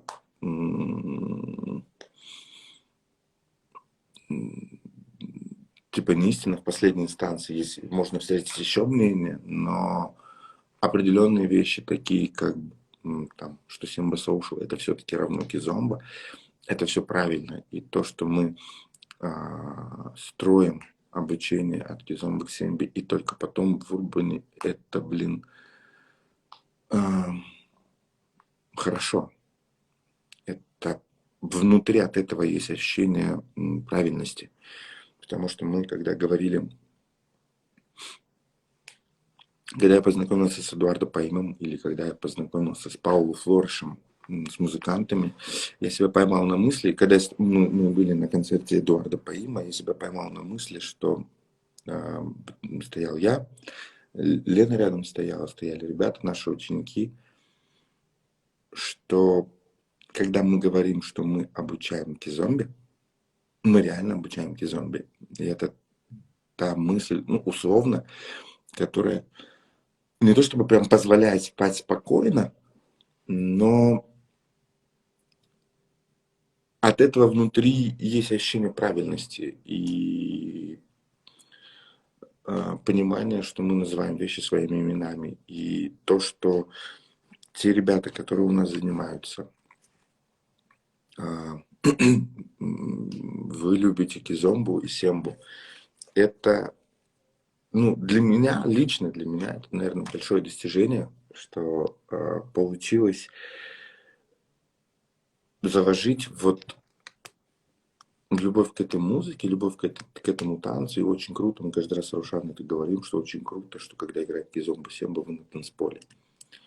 Кто был в Харькове, вы видели, что это не, ну, это не норма. В смысле, очень много людей, правда, как Эдди сказал, или считают, что они танцуют кизомбу, но фактически они не танцуют кизомбу и не слушают кизомбу музыку. Я не думаю, что это прям капец вселенская несправедливость. Времена вот этих вот этой категоричности, этих войн, они ушли назад. Но просто, наверное, это вот внутреннее ощущение того, что хорошо. Внутри хорошо. Там. Я могу стоять там, не танцевать, но вот вижу, вы там танцуете, кайфуете, улыбаетесь. И этого достаточно, чтобы как преподавателю внутри было круто от проделанной работы, от времени, которое на это отдано. Вот, поэтому это интервью прям очень крутое, как и с Альбиром. У меня что в прошлый раз, что в этот раз есть такое внутреннее, я даже не знаю, как это назвать, не тремор, а волны, вибрации внутри, вот прям в районе грудной клетки. Что тогда мы с Альбиром говорили, что сейчас и такой как будто адреналинчик гуляет. Почему-то волнительно, несмотря на то, что ну что, с преподавателями не разговаривал, преподавателей живых не видел, но видел, но все равно почему-то волнительно. Но это хорошее волнение, хорошее кайфовое ощущение. И ну, посмотрим, возможно, в ближайшем будущем кого-нибудь еще в гости позовем. Просто сама тема именно Кизомбы и Сембы, она, видимо, какая-то для меня животрепещущая. Динара, ты в Штатах, я понял, да? У тебя уже 3 ночи. Хорошо тебе поспать. Когда вернешься, напиши. Спасибо, что была в 3 ночи, тем более. Вот. Поэтому, друзья, спасибо, что вы проснулись. Спасибо, что пришли. Послушали, вопросов миллион, и это не кончается. 12 лет я в Кизомбе, это не кончается. У меня не вопросов миллион сейчас, потому что Эдди сказал, у меня, наверное, еще больше желания узнать чуть-чуть больше. Еще у кого-то спросить, еще у кого-то поискать что-то еще. Несмотря на то, что сколько информации уже лежит, есть прям желание еще порыться в музыке, еще что-нибудь найти дополнительное. Короче, некоторые вещи не заканчиваются. И Эдди правильно сказал, и я не понимаю, что такое скучно. Я тоже не понимаю, что такое скучно в танцах. С точки зрения погружения в танец, там дна нет. Ни у Кизомбы, Сембы, ни у сальсы. Блин, я у него, знаете, какой один вопрос не спросил? Когда мы были с Раушаной в Доминикане в свадебном путешествии, мы, значит, столкнулись с такой штукой. Мы все думаем, что в Доминикане все танцуют бачату. А фактически получилось, что там очень многие не танцевали бачату. Но в плане как? Они делают, они все, наверное, знают базовый шаг, у них у всех есть вот этот кач. Но с точки зрения разнообразия в танце, там очень мало. И у меня вопрос. То же самое я слышал про Кубу, что не каждый кубинец жжет в сальсе абсолютно. И ребята с Петиной школы, с Виваля Сальсы, ездили на Кубу. Оксана с Димой корейцы, они у нас тоже сальсой занимались, с Нью-Йорком. И они говорят, мы там просто танцевали так, что у нас кубинцы смотрели. И вот у меня был вопрос к Эдди, как обстоят дела, допустим, в Гвинее-Бисау, в Анголе, в Мозамбике. То же самое, что большинство как бы знает, что такое кизомба, умеет танцевать бейсики на очень базовом уровне, все танцуют, а прям, чтобы круто танцевать, у них прям для этого есть специальные танцоры, потому что есть такой чемпионат Анголы по сембе. В Ютубе можно найти эти ролики, и там прям такой трэш творится. Но я понимаю, что это прям семба-шоу. И я полагаю, что танцоры, там молодые задорные ребята, которые учатся там, они прям, вернее, которые танцуют там, они прям учатся. Но большинство населения, скорее всего, танцует вот в режиме кизомбы, прям на лайте, с таким небольшим набором фигур. Но я думаю, что я у Эдди этот вопрос спрошу. Мне очень интересно. А кому интересно, я сейчас попробую написать. Попробуйте в Ютубе загуглить то, что я сейчас напишу. И посмотрите, как у них проходят, типа, условные open air.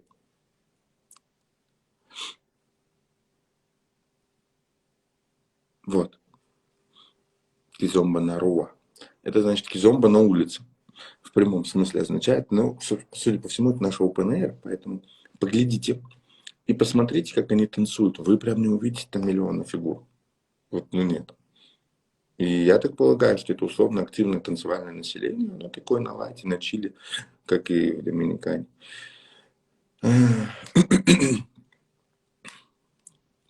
Ну, Динар, люди возвращаются к тому, с чего начиналась вся эта движуха с домашних вечеринок, что в Анголе эти кизомбадас в большей степени были, насколько я слышал, домашними вечеринками, когда собирали соседи, друзья по району, родственники, не просто тусили.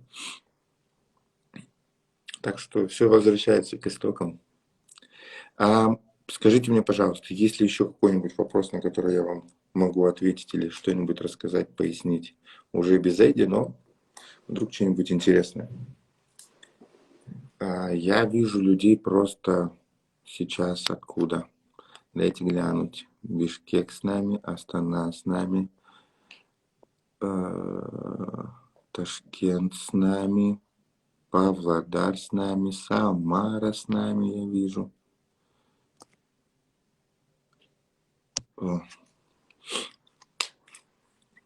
Ну, в целом, я прям доволен эфиром.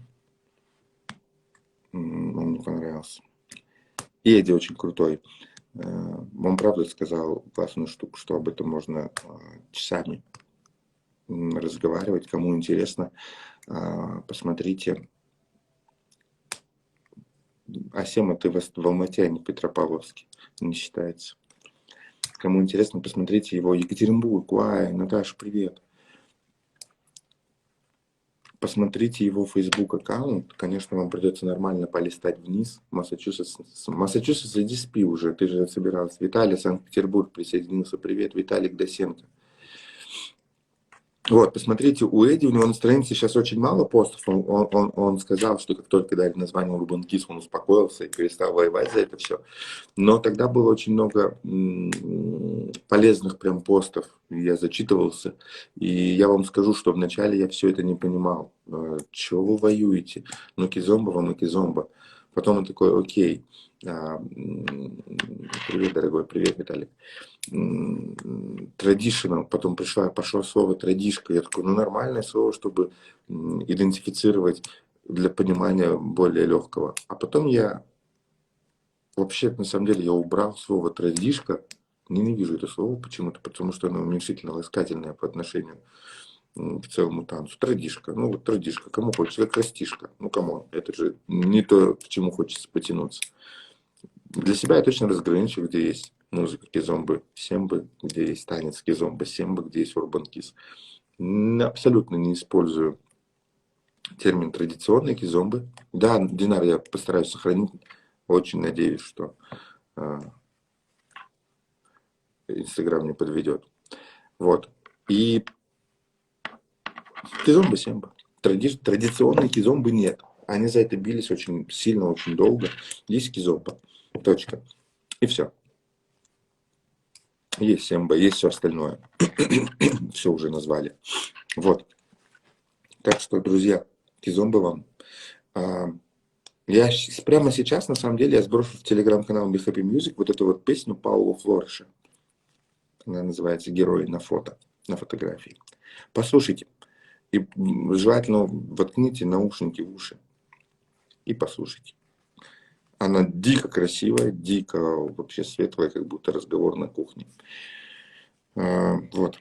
Все, друзья, спасибо вам большое. И классическая, правильно, Тём? Классическая, ну, тоже нет, это просто кизомба, точка. Она есть, она развивается, она существует что, с точки зрения музыки, с точки зрения танца. Она есть. Ну, кстати, блин, я же собирался прощаться. Ну ладно, еще 5 минут, так, чтобы до 2 часов довести. Говорили с ребятами в Украине, и они, кстати, начали уже это делать, они пишут, очень многие пишут набор, там, делают новый набор и пишут, что набор на Urban Kiss. Они уже не пишут набор на Kizomba. Вот. Я думаю, это классно. Вот мы сейчас у Сайка делали, мы тоже написали Urban Kiss. Блин, кажется, мы написали Kizomba Urban Kiss, но скоро и Kizomba уберем, оставим один Urban Kiss. Вот, будем называть вещи своими именами, я думаю, так будет правильней, так будет справедливее, и так будет честнее по отношению к людям, чтобы потом у них не было вот этого, я учил кизомбу, а потом не могу танцевать кизомбу. Ну, такое. Виталик, эфир по сальсе. Скажи, с кем? С кем бы вы хотели по сальсе эфир? Чем Бог не шутит? Вдруг сложится. О, Яся! Ты скорее пришла нас посмотреть. Ты только пришла или ты уже с нами давно? Еще круто, что эфиры собирают столько людей из разных стран. С газиком? Да вообще. Газ. Где газ? Блин, я им сейчас напишу, ладно, спросим. Что такое атака? Атака, которая по бачате, Асема? Или это что, какой-то петропавловский диалект русского языка? Ну что, друзья, поглядишь и с газиком поговорим. Спасибо вам большое, что были, что поддержали. Очень круто видеть вас.